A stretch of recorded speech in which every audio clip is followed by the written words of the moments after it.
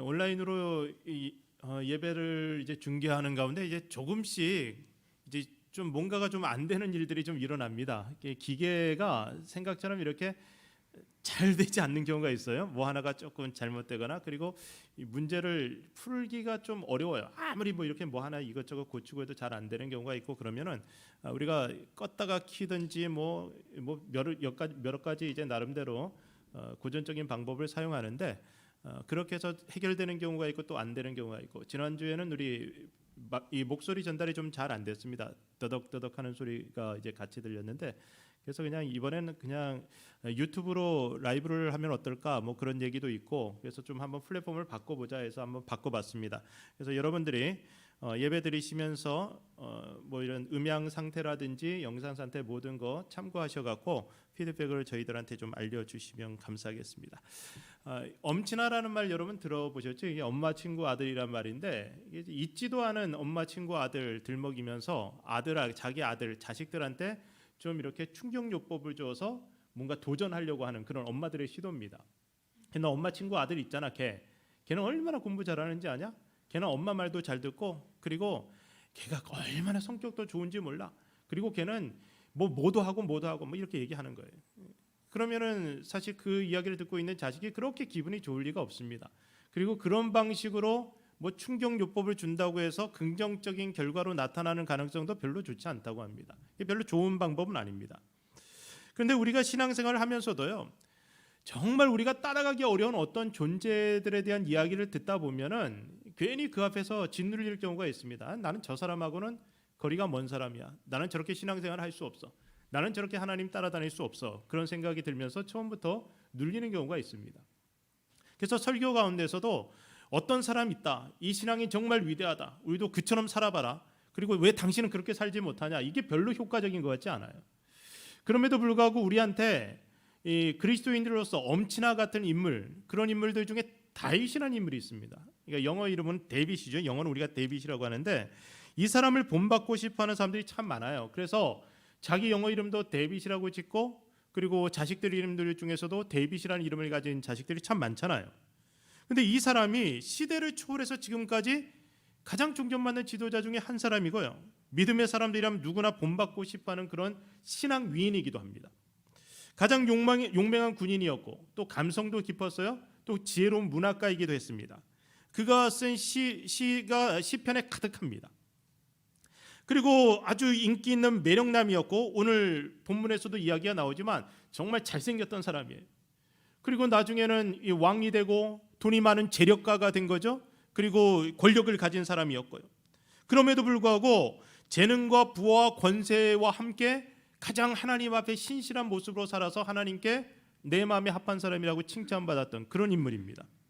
그러니까 어떻게 인격과 신앙과 그리고 세상의 모든 축복까지 다 누릴 수 있을까? 야, 이 사람 정말 괜찮은 사람이다. 나도 그렇게 살고 싶다. 그래서 내 이름을 데이빗이라고 해야지 하고 데이빗으로 짓는 사람들이 많은 거죠. 사도행전 13장을 보면 이 사람 다윗에 대한 하나님의 생각이 고스란히 담겨 있습니다. 우리 사도행전 13장 말씀 한번 읽어보겠습니다. 22절입니다. 같이 읽어보겠습니다. 패하시고 다윗을 왕으로 세우시고 증언하여 이르시되 내가 이새의 아들 다윗을 만나니 내 마음에 맞는 사람이라. 내 뜻을 다 이루리라. 자, 내 마음에 맞는 사람이라. 하나님이 다윗을 보고 내가 그를 만나니 내 마음에 맞는 사람이라, 내가 이 사람을 통해서 내 뜻을 다 이루겠다 말씀하십니다. 이것이 다윗에 대한 하나님의 생각이었습니다. 그리고 하나님은 당신 마음에 합했던 사람 다윗을 통해 그의 시대의 그를 통해 하나님이 하고자 하시는 일들을 다 이루셨습니다. 여러분, 사도행전 13장 36절 말씀도 읽어보겠습니다. 36절 읽읍시다. 다윗은 당시에 하나님의 뜻을 따라 섬기다가 잠들어 그 조상들과 함께 묻혀 썩음을 당하였으되, 이 당시에 이 말은요, 그의 제너레이션, 그의 세대의 그런 의미입니다. 그러니까 그가 살던 그 시대에 그가 하나님의 뜻을 따라 하나님을 섬기다가 하나님이 정하신 때에 잠들었다는 겁니다. 저는 우리 인생에 대한 결론도 그와 같았으면 좋겠습니다. 한국의 어떤 오디션 프로그램을 보면요, 이제 뭐 이 경쟁자들이 앞에 나와서 뭐 경연을 합니다.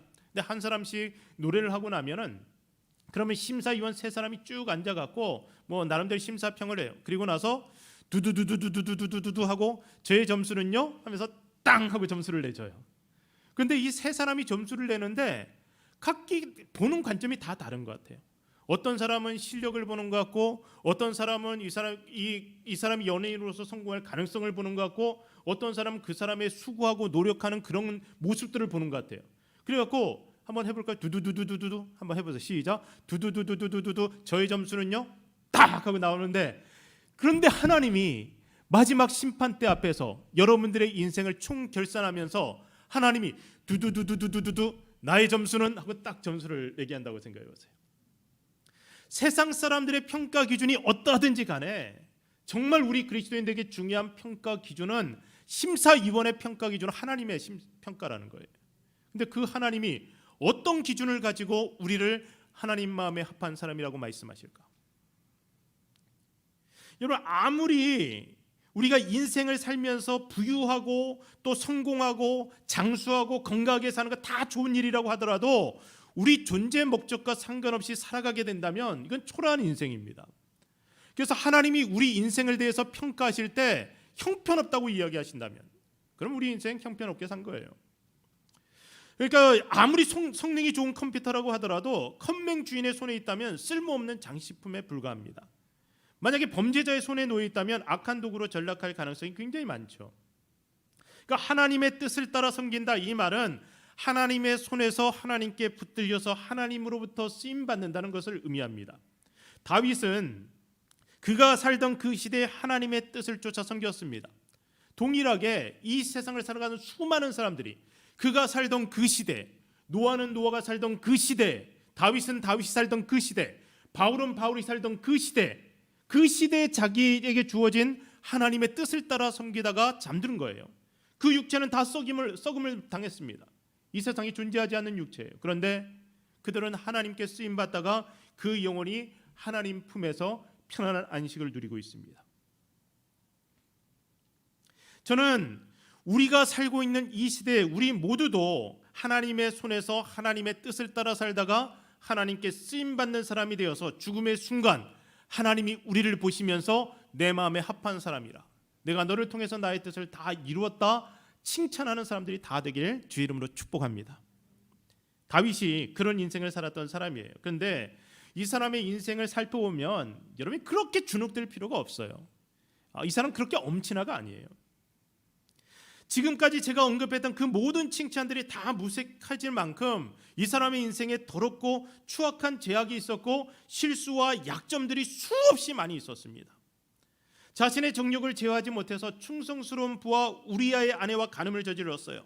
또 그 죄를 덮기 위해서 우리아를 죽였고 그 아내를 빼앗아서 자기 아내로 삼았습니다.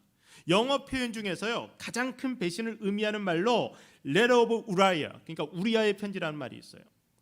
그러니까 다윗이 우리아를 죽이기 위해서 그의 손에 그를 죽이라는 명령의 편지를 들려보낸 데서 유래한 말이에요. 그러니까 다윗은 정말 큰 배신자였어요. 지울래야 지울 수 없는 허점과 제약이 그의 인생에 가득했고, 그러면 아주 이 약점도 사실 숨겨져 있는 약점 말고 드러난 약점만 해도 성경에 드러난 것만 해도 꽤 많습니다. 그런데 그럼에도 불구하고 그가 하나님 마음에 합한 사람이란 평가를 받았던 이유는 그가 완벽한 사람이어서가 아니라 자기 속에 하나님의 형상을 회복시키고 지켜내기 위해서 그가 끊임없이 싸웠던 사람이기 때문에 그렇습니다. 하나님은 여러분을 창조하시고 보시기에 좋았어요. 여러분을 이 세상에 보내시면서 하나님은 하나님의 뜻을 다 이루겠다고 작정하셨습니다. 그런 여러분 속에 하나님의 거룩한 형상이 있어요. 그런데 우리가 세상을 살면서 우리 속에 있는 이 하나님의 거룩한 형상, 신의 성품, 그리고 하나님을 닮은 부분들을 계속해서 잃어가고 있어요. 이것들이 훼손되어져 가고 있는 거예요. 그런데 하나님은 우리 속에 이 훼손되어져가는 하나님의 형상을 다시 회복하기 원하셔서 우리 인생에 리부팅을 일으키시고 리세팅을 이루시는 거예요. 그래서 우리가 하나님을 닮아가도록 만드시는 겁니다. 우리는 오늘도 끊임없이 무너져가는 하나님의 형상을 회복시키고 이것을 지켜내기 위해서 싸워야 돼요. 그것이 우리가 이 세상을 살아가는 중요한 목적 중에 하나입니다. 어떤 분들은 반복된 실수, 실패로 인해서 나는 하나님 앞에 별 볼 일 없는 인생이다, 내 인생 끝났다 생각하는 분들이 있을지 모르겠습니다. 그런데요, 하나님이 여러분 인생의 마침표 찍을 때까지는 결코 끝난 것이 아니라는 사실을 기억해야 합니다. 내가 성도로서 하지 말아야 할 일을 했다. 모두가 내게 등을 돌렸다. 그리고 나는 하는 일마다 되는 일 없다. 여러분, 그래도 끝난 거 아니에요. 우리의 생명이 끝날 때까지 우리에게는 하나님의 형상을 다시 회복할 기회가 있고, 어쩌면 오늘이 바로 여러분들에게 그 기회일지 모릅니다. 우리를 향한 하나님의 목적은 우리가 단순히 이 땅에서 성공하고 잘 먹고 잘 사는 것이 아닙니다. 우리를 향한 하나님의 목적은 가리워지고 왜곡되어지고 손상되어진 우리 속 하나님의 형상을 우리가 날마다 갈고 닦아서 우리의 말과 행동, 우리의 삶을 통해서 하나님이 온 세상에 드러나는 것입니다. 그러니까 하나님은 우리를 통해서 하나님을 세상에 보여주고 싶어 하세요. 우리 교회 공동체를 통해서 하나님은 하나님의 사랑을 세상에 보여주고 싶어 하시는 겁니다. 그런데 여러분, 지금 나의 모습이 어떠냐는 거예요. 지금 이 세상에 하나님을 보여줘야 될 교회들의 모습이 어떠냐는 겁니다. 세상 사람들이 하나님의 사람들인 우리의 모습을 통해, 하나님의 공동체인 우리 교회 공동체의 모습을 통해서 하나님을 우습게 생각하게 된다면, 그것은 우리가 이 땅에서 우리 세대의 하나님의 목적을 이루지 못하고 살아가는 이유입니다. 우리는 이런 상황에 대해서 분노해야 되는 거예요. 우리가 분노해야 될 상황은 바로 이런 겁니다. 분노라는 감정은 우리 인간이 생존하기 위해서, 그리고 우리의 존재 목적을 달성하기 위해서 꼭 필요한 감정입니다. 여러분, 분노가 나쁜 게 아니에요. 여러분, 화가 나야 돼요. 화가 나야 돼. 그러니까 화가 나야 될 상황이 화가 나야 되는데, 화가 나야 될 상황이 화가 나지 않는다는 것은 이게 감정이 부재된 상황 아닙니까? 이건 문제가 있는 거죠. 그래서 분노해야 될 상황에 분노하지 못하게 되면 이게 불 꺼진 보일러처럼 그냥 쓸모없는 거예요. 문제는 우리가 엉뚱한 데 분노한다는 거예요. 꼭 화를 내야 될 때 화를 내지 않고 화내지 않아야 될 때 화를 낸다는 겁니다. 교회에 다니면서 자기를 알아주지 않는다고 분노하는 사람이 있어요. 또 어떤 사람은 정말 밥 먹기 위해서 교회에 오는 것처럼 예배 끝나고 친교 시간에 밥맛이 없다고 화내는 사람도 있어요. 자기만 옳고 모든 것이 다 그러다고 생각하는 사람처럼 매사에 시비 걸고 다투려는 사람들이 있습니다. 계속 쓸데없는 것에 분노하는 거예요. 정말 이런 사람들 중에 자신의 눈에 들보를 볼 수 있는 사람은 거의 없을 겁니다. 그러니까 내 속에서 일어나는 모순과는 전혀 싸우려 하지 않아요. 그런데 다른 사람의 작은 실수를 걸고 넘어가면서 그거 가지고 날마다 싸우려고 분노하는 거죠. 근데 정작 자신의 죄와 싸우려는 생각을 가지지 않습니다. 그러니까 분노가 엉뚱한 데서 툭툭 튀어나오는 거예요. 이게 분노 조절 장애라 그러잖아요. 이 분노 조절 장애자들의 특징은 뭐냐면요, 센 놈 앞에서는 잘 조절돼요. 센 놈 앞에서는 분노가 잘 조절되는데 자기보다 약한 데 가서 분노를 쏟아내는 거예요. 그러니까 직장 생활하면서 이 윗사람한테 화가 나는데 그걸 어떻게 표출할지 몰라갖고 그냥 억제하다가 집에 와서 애만 그냥 어린 자식들, 그리고 힘없는 아내한테 화풀이를 하는 거죠. 그러면서 이게 자기는 화를 낼 수밖에 없는 상황이라고 이야기를 하는 겁니다. 정말 우리가 분노해야 될 상황은요, 교회가 교회답지 못한 모습을 볼 때, 내 자신이 하나님 자녀답지 못한 모습을 볼 때, 그때 우리는 분노해야 돼요. 세상을 지나치게 두려워하거나 또 세상을 지나치게 사랑하는 우리의 하나님 자녀답지 못한 이 초라한 모습을 보면서 우리는 거룩한 분노를 해야 된다는 거예요. 근데 그런 것에 분노하지 않잖아요. 하나님을 모욕하는 블레셋 장수 골리앗 앞에서 다윗이 느꼈던 분노가 바로 그런 것이었습니다. 골리앗의 조롱을 들으면서도 이스라엘 군인들이 겁에 질려서 웅크리고 있어요.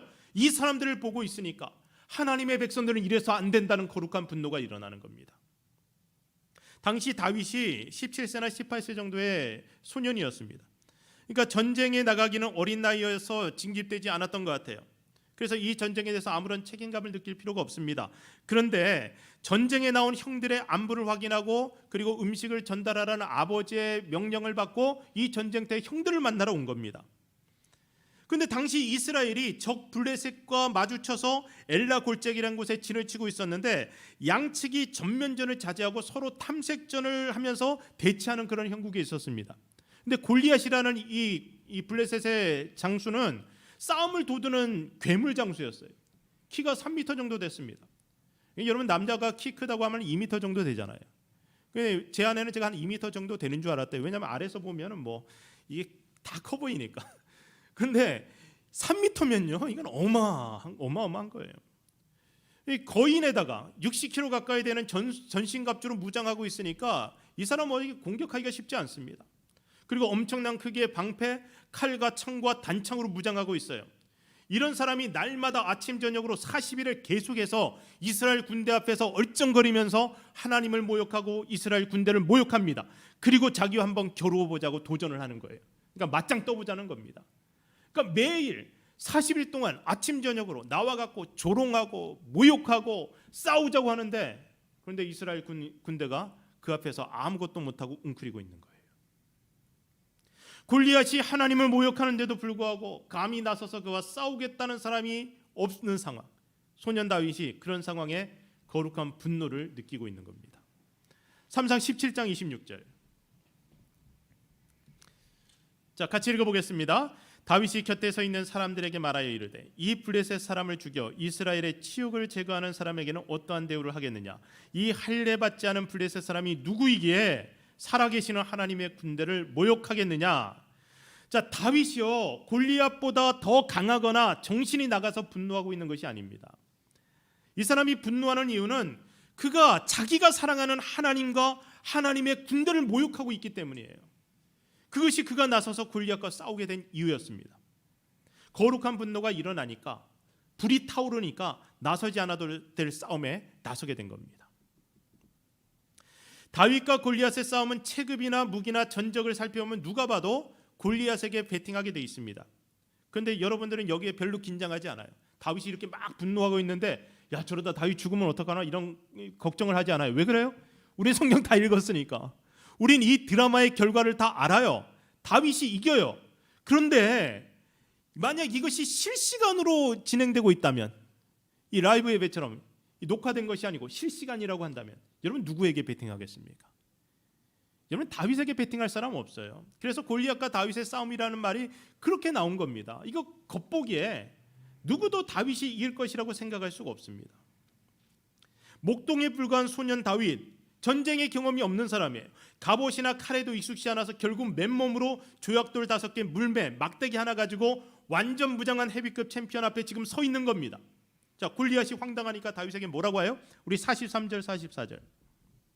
자, 읽읍시다. 시작.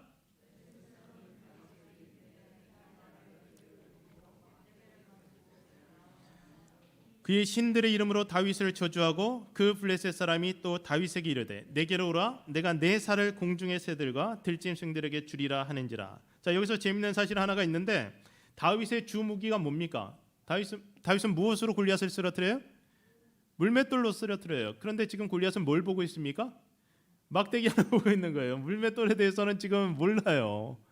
다윗의 주 무기는 물맷돌인데 이 자만에 있는 골리앗은 물매는 보지 못하고 아무것도 아닌 막대기 보면서 지금 다윗을 또 조롱하고 있는 겁니다. 다윗이 한마디 하고 있어요. 45절에서 47절. 자, 읽겠습니다. 다윗이 블레셋 사람에게 이르되 너는 칼과 창과 단창으로 내게 나아오거니와 나는 만군의 여호와의 이름 곧 내가 모욕하는 이스라엘 군대의 하나님의 이름으로 내게 나아가노라.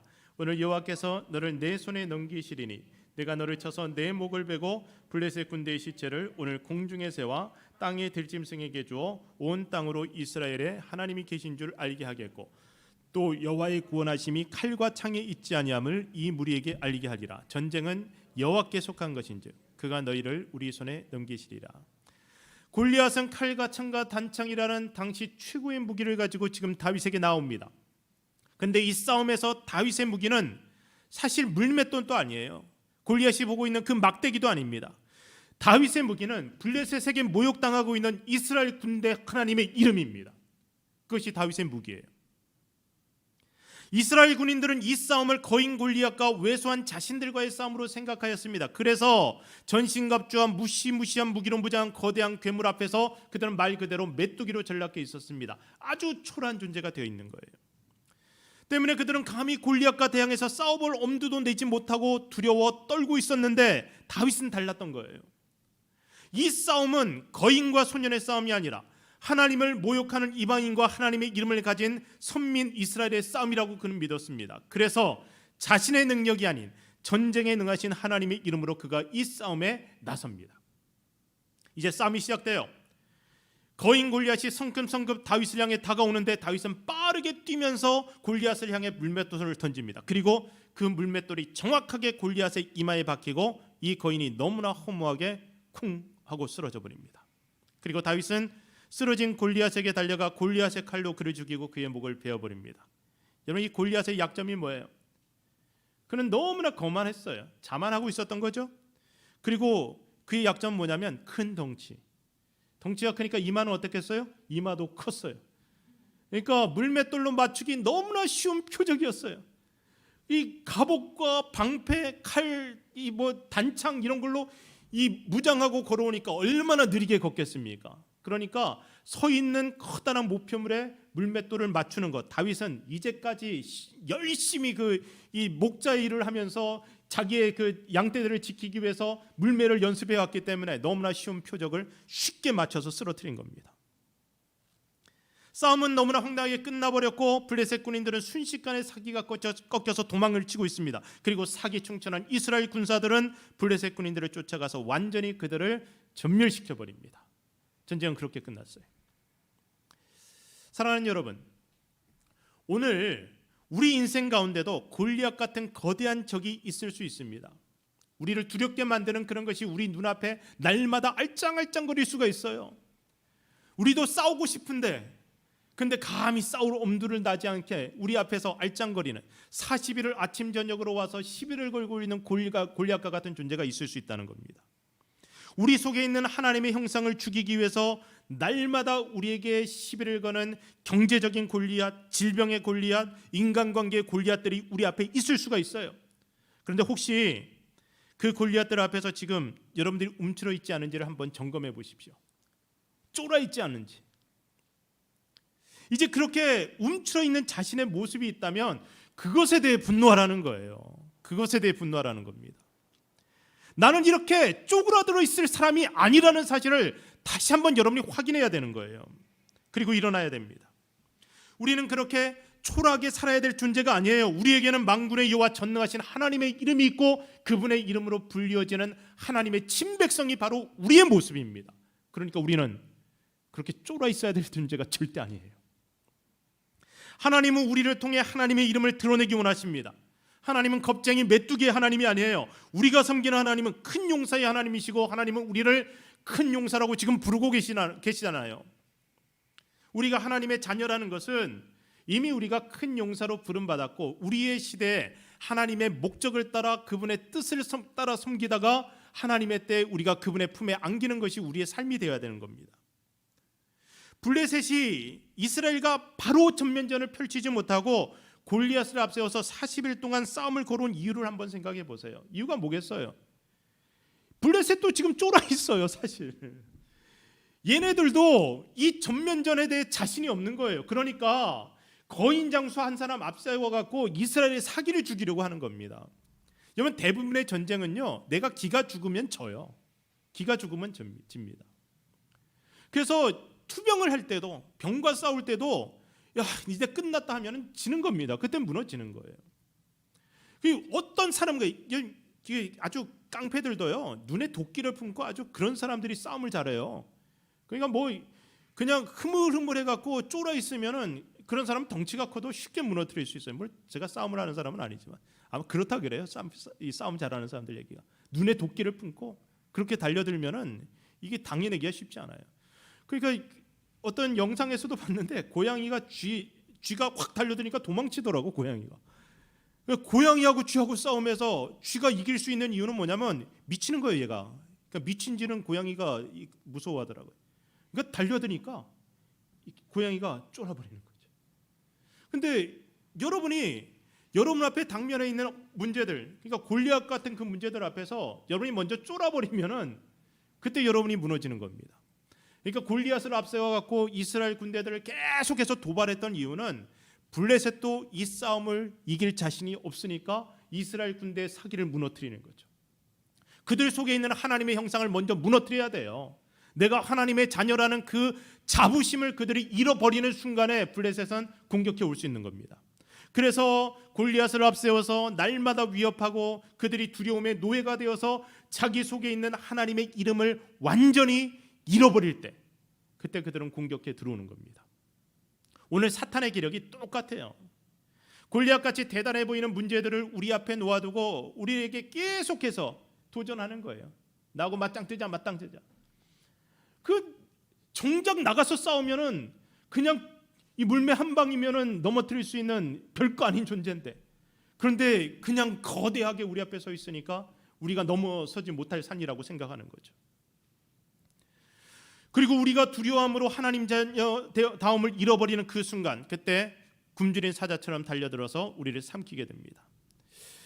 우리가 세상을 두려워하지 말아야 됩니다. 오히려 하나님의 자녀답지 못하게 그런 것에 두려워하고 있는 우리 자신에 대해서 우리는 분노해야 됩니다.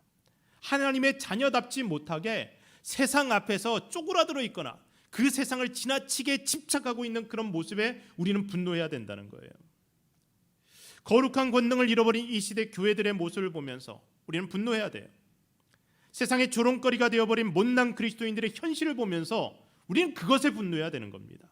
우리 때문에 무너져버린 하나님의 거룩한 이름을 위해서 우리가 다시 거룩한 분노를 가지고 일어설 때 하나님이 우리를 붙들어 주시고 우리 속에 놀라운 능력으로 다시 하나님의 거룩한 이름이 드러날 수 있도록 우리를 승리하게 하시는 겁니다. 거룩한 분노는 화풀이 대상을 찾아 감정을 배설하고 아무 일도 없었던 데 똑같은 모습으로 살아가는 그런 것이 아닙니다. 마땅히 싸워야 할 적을 특정하고 불일 듯 일어나서 만군의 하나님의 이름으로 믿음의 물맷돌을 던지는 능력이 바로 거룩한 분노입니다. 이 거룩한 분노가 우리 속에 훼손되어져 있는 하나님의 형상을 다시 회복시키고 그 하나님의 형상을 아름답게 만들어낼 수 있는 능력이 됩니다. 오늘 이 예배 중에 하나님의 자녀로 불리우기 부족한 모습이 내 속에 보인다면 여러분 다시 한번 거룩하게 분노하셔야 됩니다. 여러분은 하나님의 형상으로 지음받은 거룩한 하나님의 자녀들입니다. 아무리 구겨졌어도 여러분은 하나님 앞에 소중하고 고귀한 존재들입니다.